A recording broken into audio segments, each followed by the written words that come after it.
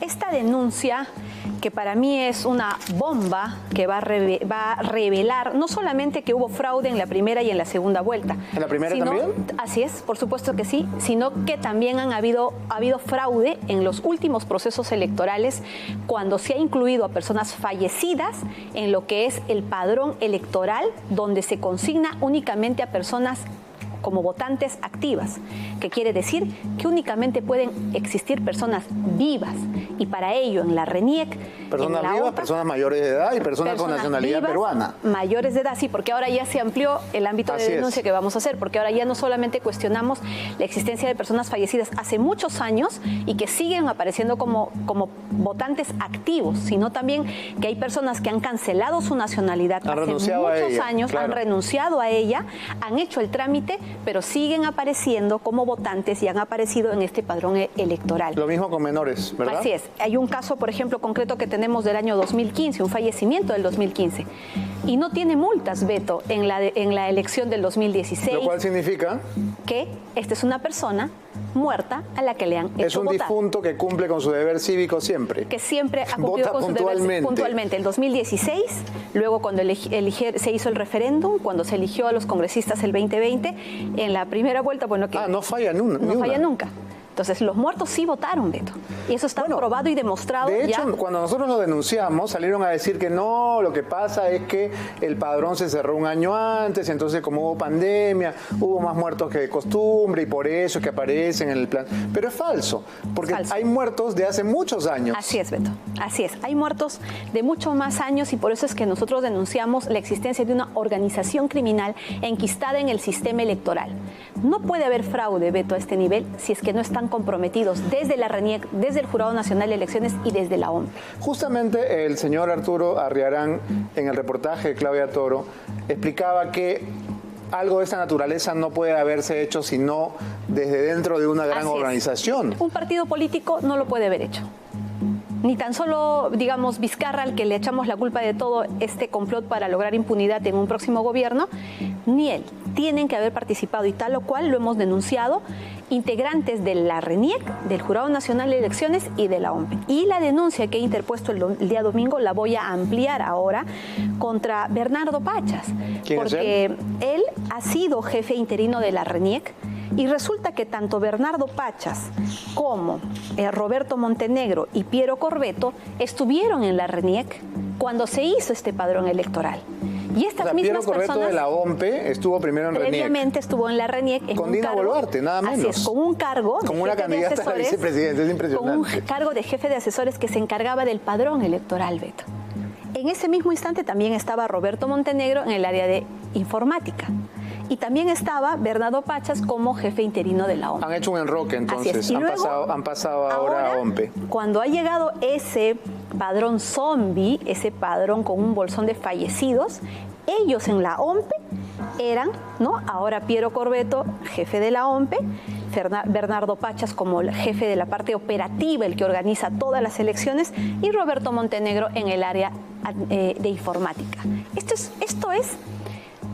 es una razón válida que crea una sospecha simple de la existencia de una presunta organización criminal. Incluso este fiscal que tiene ahora esta investigación va a tener una larga tarea porque ya conseguí los números telefónicos del señor Roberto Montenegro, Bernardo Pachas y Piero Corvetto, y se lo voy a presentar al fiscal para que les levante el secreto de las comunicaciones. Pero hay una persona más además, en esa lista. Bueno, sí. Que es alguien que muy probablemente esté en la cima de la pirámide, porque figuraba en las planillas del Jurado Nacional de Elecciones con un sueldo que ya quisiera tenerle una estrella de la tele, ¿no? 50.000 soles le pagan a ese señor. ¿Cómo se llama ese señor?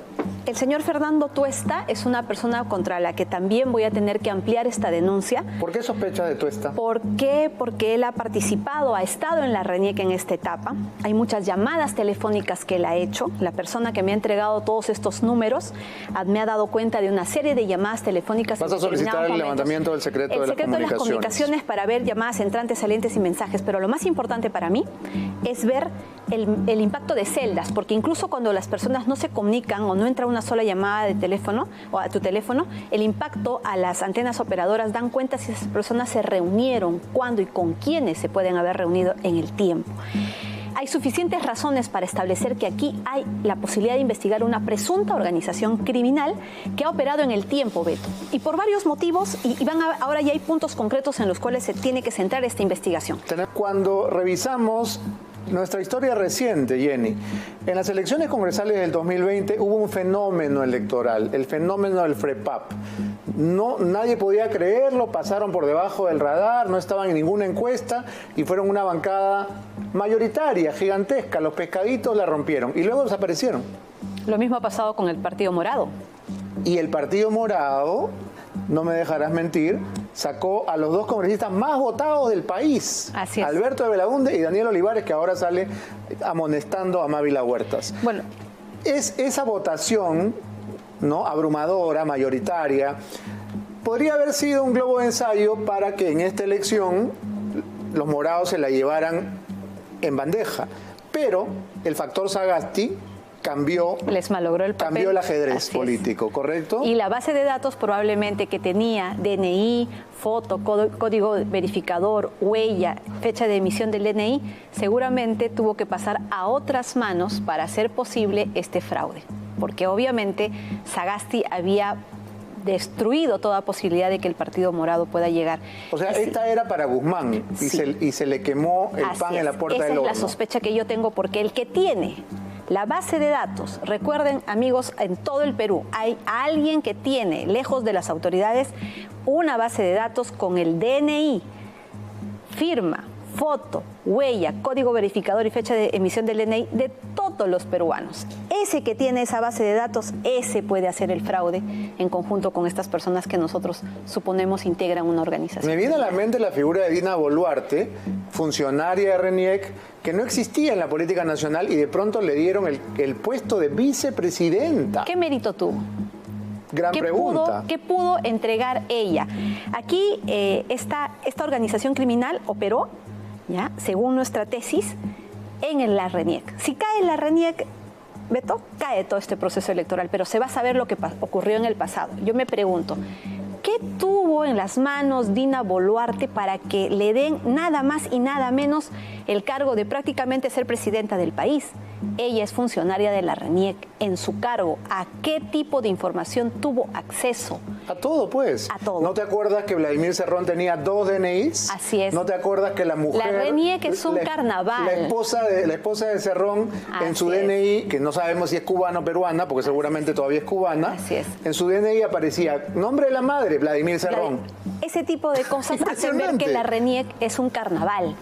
¿Cómo es posible que no hayan registrado los muertos? Hubieron varios momentos para hacer la depuración, además de sus procedimientos. Los muertos están ahí como un bolsón para hacer fraude y para hacer aparecer al que no goza de la voluntad popular, al que no hizo campaña, con las votaciones más altas. Y esto se tiene que conocer, Beto. Por eso las marchas no pueden cesar.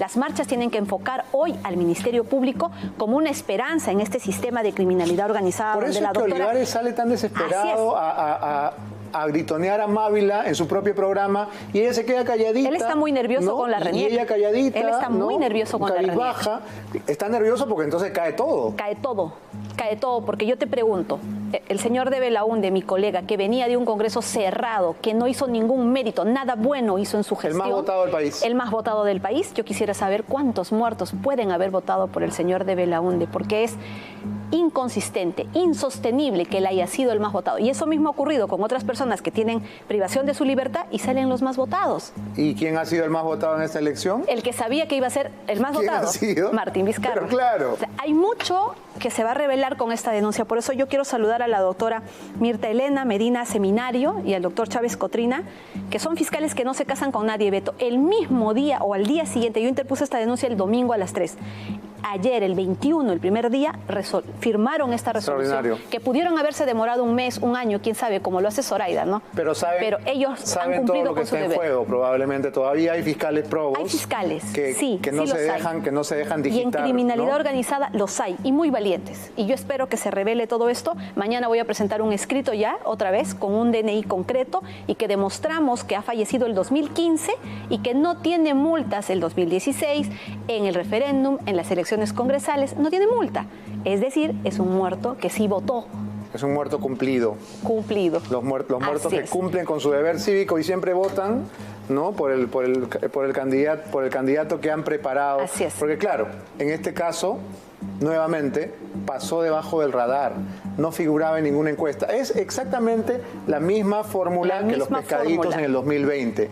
Oh, sorpresa, ¿no? Tsunami, ¿no? Nadie lo ve venir. Y si seguro el Partido Morado hubiera gozado de la bendición del que tiene esta base de datos, obviamente estarían en este momento como el partido que lidera en esta segunda vuelta. Pero Sagasti los quemó. Como Sagasti los quemó, ya no se podía. Por eso las marchas, Beto, no pueden cesar.